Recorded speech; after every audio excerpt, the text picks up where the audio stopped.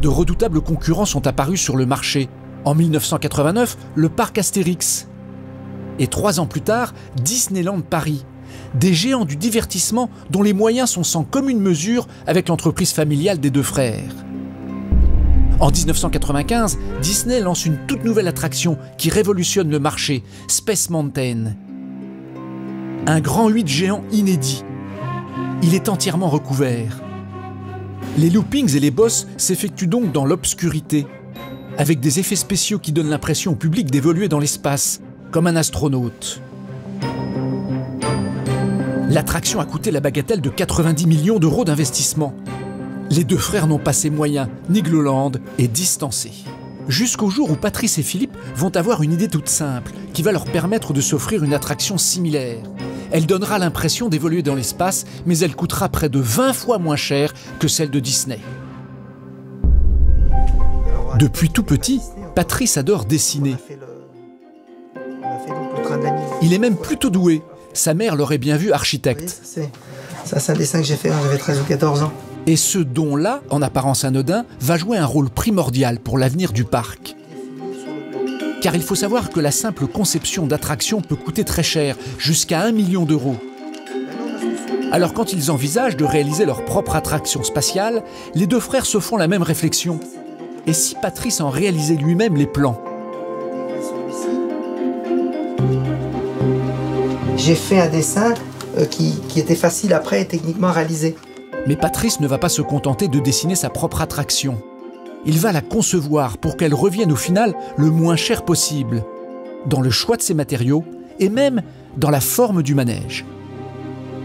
Si vous travaillez avec un dessinateur, par exemple, vous dites tiens, dessine-moi une station pour le manège de Spatial Experience. Si vous ne lui donnez pas ces données techniques, il va vous faire un dessin et après ça va coûter 10 fois le prix. Que moi j'ai fait un dessin en tenant compte des produits qui étaient sur le marché. Et voici le résultat, un décor futuriste, mais à moindre coût. À la différence du Space Mountain de Disneyland, pas de propulsion dans un canon immense avec effet de fumée. Ni de forme en soucoupe géante, ce serait bien trop cher à fabriquer. À Nigloland, ce sera un bâtiment beaucoup plus simple. Il sera composé de métal et non pas de fibres de verre et de résine. Là aussi, c'est moins cher.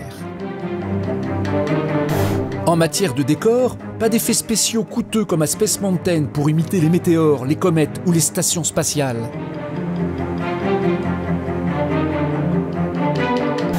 À Nigloland, on se contentera de quelques décorations en métal, mannequins bien placés, peinture fluo. La nouvelle attraction de Patrice est née et elle s'appelle la Spatial Experience. Donc en fait, j'ai fait une très belle station, ça a beaucoup de gueule, avec des matériaux totalement indestructibles, avec des matériaux standards. Donc le coût de revient a été très, on va dire, mesuré, quoi, très tempéré. Coût final de sa Spatial Experience, 4 millions d'euros, 20 fois moins cher que le Space Mountain de Disney. La méthode est tellement probante que Patrice va l'appliquer à toutes les nouveautés du parc.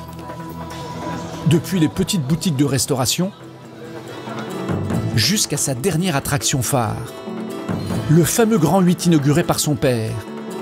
Une attraction digne des plus grands parcs d'Europe, dont les plans ont été très fortement inspirés d'un Grand 8 danois.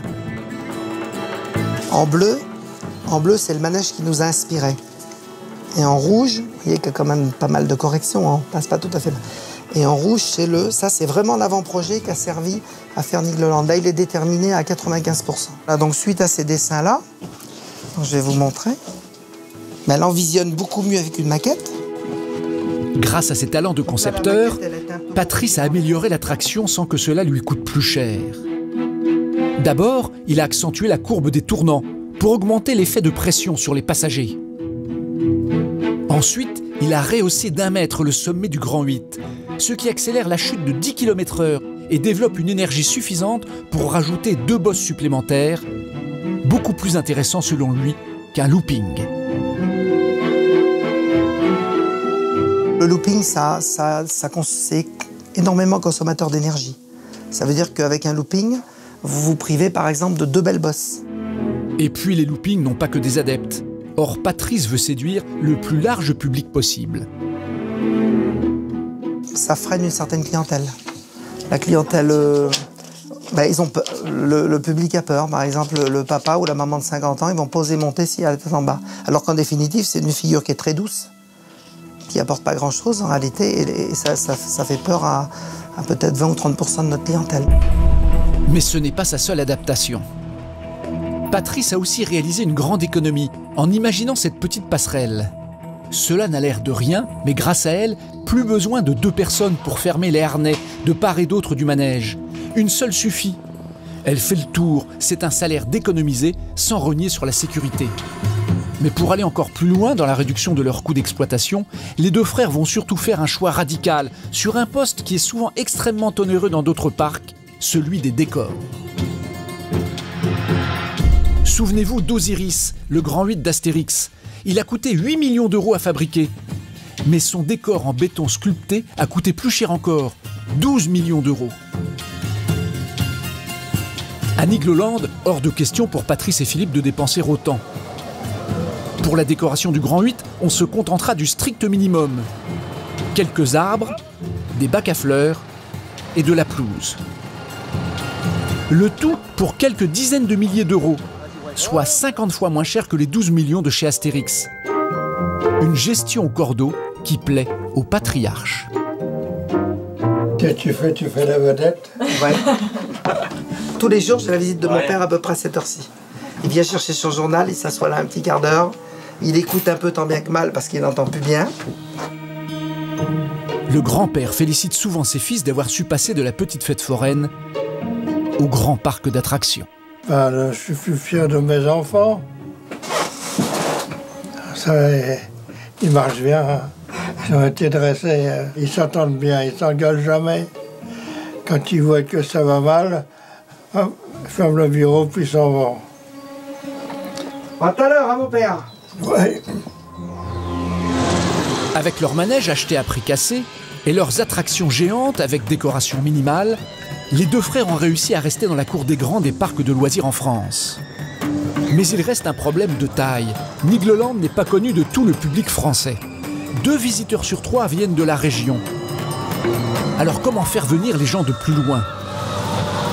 Vous allez voir que Patrice et Philippe ont trouvé une astuce toute simple et efficace. Il est 10 h du matin et un bus de touristes arrive à Nigloland. Ils ont fait le voyage depuis Paris, Belfort, Grenoble et même la Belgique. Leur déplacement était entièrement pris en charge par le parc. Il faut dire que ce ne sont pas des clients comme les autres, ce sont des blogueurs spécialisés. Des personnes qui tiennent des sites internet sur lesquels ils donnent un avis sur les grands 8 du monde entier. Parmi eux, Eric, il a 44 ans, c'est un vrai fanat de grands 8. En 20 ans, il a chevauché 1800 montagnes russes dans plus de 500 parcs. Aux États-Unis, en Chine, en Hollande, en Allemagne, en Russie, en Espagne, en Suède, en Corée, en Pologne, en Belgique, au Japon, bref, dans le monde entier. C'est la nouveauté de l'année en France.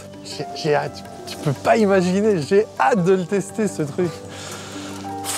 Je suis en manque d'adrénaline, mais complètement.